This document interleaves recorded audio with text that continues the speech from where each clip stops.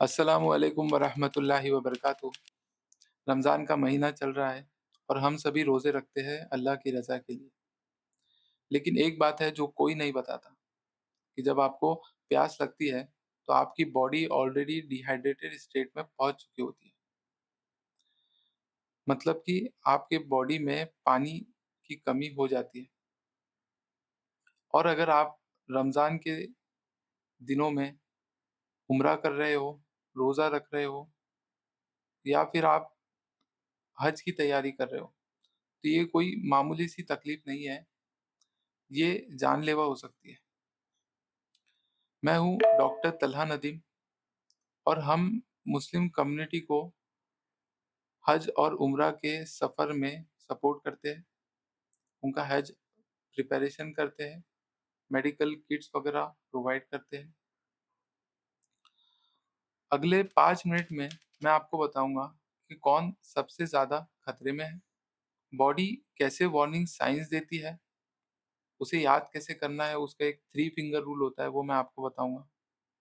इफ्तार से सहरी तक 3 ऐसे गोल्डन रूल्स जो अगर आप फॉलो करेंगे, तो आपकी बॉडी हमेशा हाइड्रेटेड रहेंगी और सबसे ज़रूरी बात कि रोज़ा कब तोड़ना फ़र्ज़ है।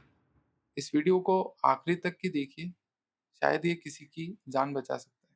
बात करेंगे कौन सबसे ज़्यादा खतरे में है, तो इनमें सबसे पहले आते हैं ज़ईफ़ लोग, दूसरे नंबर पे बच्चे और जवान लोग जो ज़्यादा मेहनत करते हैं, तीसरे वो मरीज़ जिन्हें शुगर की बीमारी है और किडनी की बीमारी है और चौथे नंबर पे आते हैं वो लोग जो मेहनत वाले काम करते हैं। अगर आप इनमें से कोई भी ग्रुप में है या आपका अपना कोई भी इस ग्रुप में है, तो इस वीडियो को उनके लिए शेयर करिए।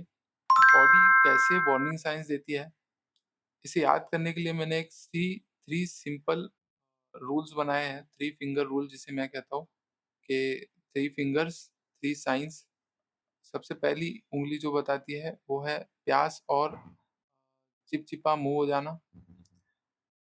दूसरी फिंगर बताती है कि पेशाब का रंग गाढ़ा हो जाना और कम होना।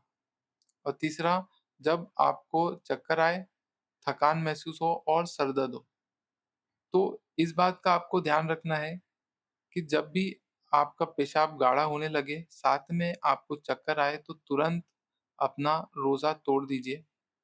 बात करेंगे इफ्तार से सहरी तक के, वो ऐसे 3 गोल्डन रूल्स जो आपकी बॉडी को हाइड्रेटेड रहने में मदद करेंगे। तो सबसे पहला रूल है 2.5 लीटर पानी पीना। अभी 2.5 लीटर हम कैसे पीते हैं ये मैं लोगों को जब समझाता हूँ, तो एक पैटर्न से समझाता हूँ। जैसे 2-4-2 पैटर्न मैंने इसे नाम दिया है। 2-4-2 पैटर्न कैसे फॉलो करना है? 2 ग्लास पानी इफ्तार के तुरंत बाद मतलब जब आप खजूर खा लो, उसके तुरंत बाद आप 2 ग्लास पानी पीजिए। इफ्तार से लेकर सहरी तक 4 से 6 ग्लास पानी पीजिए। धीरे-धीरे करके सिप बाय सिप करिए, एक साथ सब मत पीजिए। और फिर जब सहरी का वक़्त हो, तो सहरी करने के बाद 2 ग्लास पानी पीजिए। ऐसे करोगे तो आपको ज़्यादा फ़ायदा होगा। दूसरे रूल पे आते हैं, स्मार्ट पियो, बेकार नहीं, ठीक है? तो स्मार्टली कैसा पीना है, उसमें मैं बताता हूँ कि आपको क्या पीना ज़रूरी है। सबसे पहले आप पी सकते हैं सादा पानी, जो सबसे बेस्ट है। आप इलेक्ट्रोलाइट पाउडर का या उसे पानी पी सकते हैं। फिर आप हर्बल टी या काढ़ा वगैरह पी सकते हैं। सूप, चिकन सूप या वेजिटेबल सूप पी सकते हैं। फिर पानी वाले फल और सब्जियाँ वगैरह जिसमें जिसमें खीरा वगैरह आ जाता है, वाटरमेलन्स आ जाते हैं और संतरे वगैरह आते हैं, वो सब आप पी सकते हैं। पर क्या अवॉइड करना है? उसमें सबसे पहले चाय आती है, फिर कॉफ़ी आती है, कोल्ड ड्रिंक्स, कोला ये सब आपको बिल्कुल भी नहीं पीना है। कैफ़ीनेटेड ड्रिंक्स वगैरह ये सब नहीं पीना है। क्यों नहीं पीना है? क्योंकि इसमें क्योंकि ये एज़ अ डायूरेटिक्स काम करता है। अब डायूरेटिक्स क्या करता है, वो आपके बॉडी में पानी ठहरने ही नहीं देता है, तो इससे और भी आपको डिहाइड्रेशन होता है। तो इस बात का आप ध्यान रखिए कि इफ्तार पर ठंडी कोल्ड ड्रिंक्स अच्छी तो लगती है, लेकिन ये रात तक आपको टोटली डिहाइड्रेटेड कर देती है। रूल नंबर 3, एक्टिविटी अपनी सिचुएशन के हिसाब से करिए। दिन में धूप में बिल्कुल भी एक्सरसाइज मत करिए। चलना या हल्का स्ट्रेचिंग या तवाफ करना इफ्तार के बाद ही करिए। और सबसे इम्पोर्टेंट बात उनके लिए जो मेहनत वाला काम करते हैं, जो लोग मेहनत से कमाई करते हैं, उनके लिए मेरे पास एक टीआरएस वाला रूल है, जिसे मैं उन्हें याद रखने के लिए कहता हूँ जब भी आपको ऐसा महसूस हो। टीआरएस क्या होता है? टी से थर्स्ट, थर्स्ट मतलब प्यास लगना, आर से रेस्ट, रुको, और एस से शेड यानी छाँव में जाओ, पानी पियो।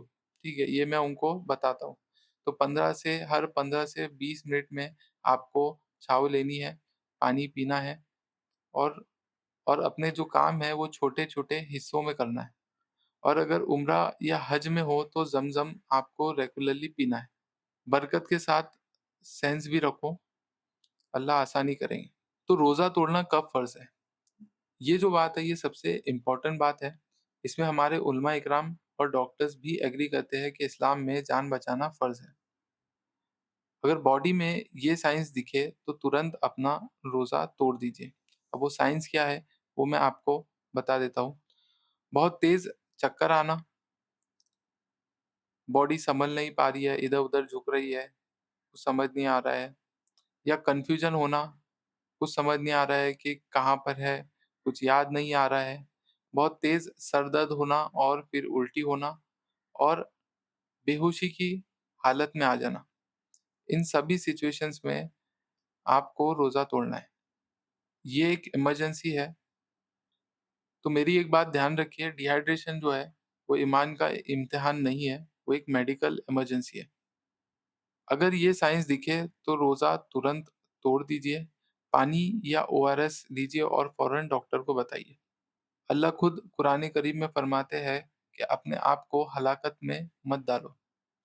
रोज़ा अल्लाह की इबादत है, लेकिन ये शरीर भी अल्लाह की अमानत है। तो इसी तरह से इसकी हिफाज़त करना अल्लाह की इबादत हुआ। रमज़ान रहमत का महीना है और रहमत की शुरुआत अपने आप पर, अपने घर वालों पर ध्यान देने से होती है। अगर आप इस रमज़ान उम्रा के लिए गए हो या हज की तैयारी कर रहे हो, तो ये बात जान लीजिए कि डिहाइड्रेशन वो खतरा है जिसके बारे में कोई बात नहीं करता, लेकिन ये सबसे ज़्यादा नुकसान करता है। ये वीडियो अपनी फैमिली को भेजिए, अपने मस्जिद के ग्रुप्स में भेजिए, अपने जो उम्रा और हज के कंपेनियन ग्रुप्स हैं उन्हें भेजिए।